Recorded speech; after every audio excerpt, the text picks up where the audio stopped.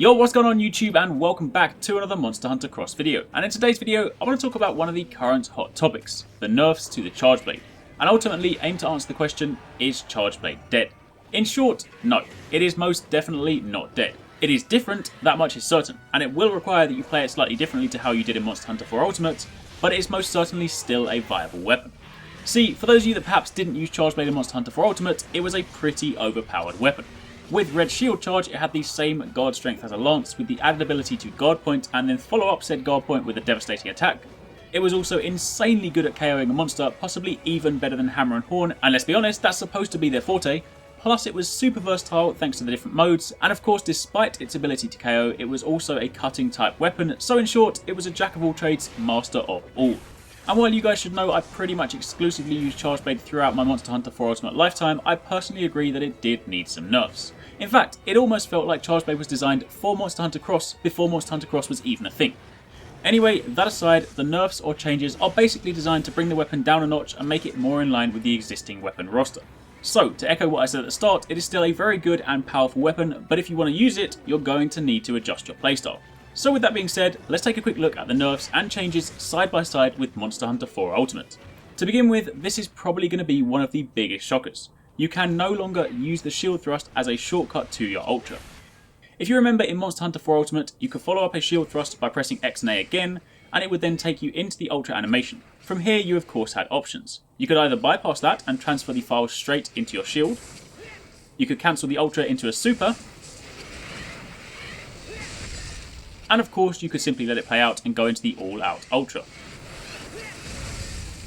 In Monster Hunter Cross, however, the shortcut can only be used to put files in your shield. Pressing X and A after a shield thrust gives you no other options than to do this. This isn't me messing up the input, this is simply X, X and A again. So while it's obviously still useful because transferring your files into your shield is a staple of Charge Blade play, that is now its only use. However, the observant ones out there might also have noticed something else. Despite having 5 files, I still only have yellow shield charge. That is because one of the other changes is that transferring files using the shield thrust shortcut will only give you yellow charge, no matter how many files you use.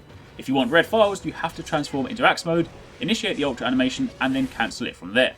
But as you guys know, in Monster Hunter 4 Ultimate, provided you had 5 files, it didn't matter how you transferred them, be it from Axe or from shortcut, it would always result in a red shield.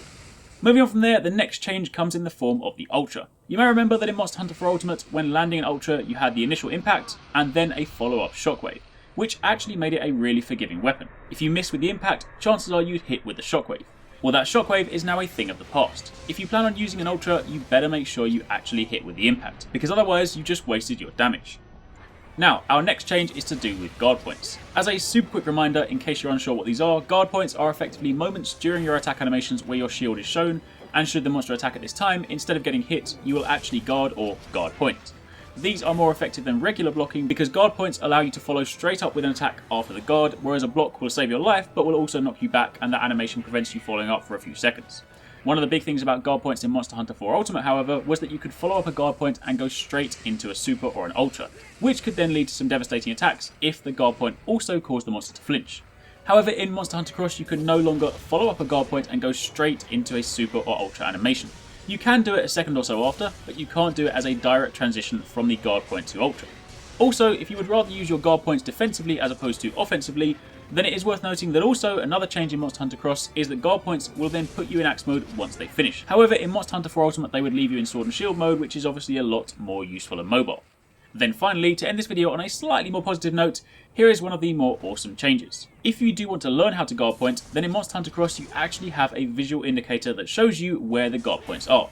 Again, in Monster Hunter 4 Ultimate you either just had to know where they were or be ultra observant, but in Monster Hunter Cross this flash and steam occurs when you pass through an animation that contains a guard point.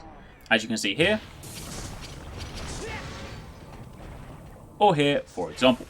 And that, my friends, is pretty much it, or at least from the demo. Whether there are any more subtle changes that surface when the full game drops will of course remain to be seen, but for the time being, that is it.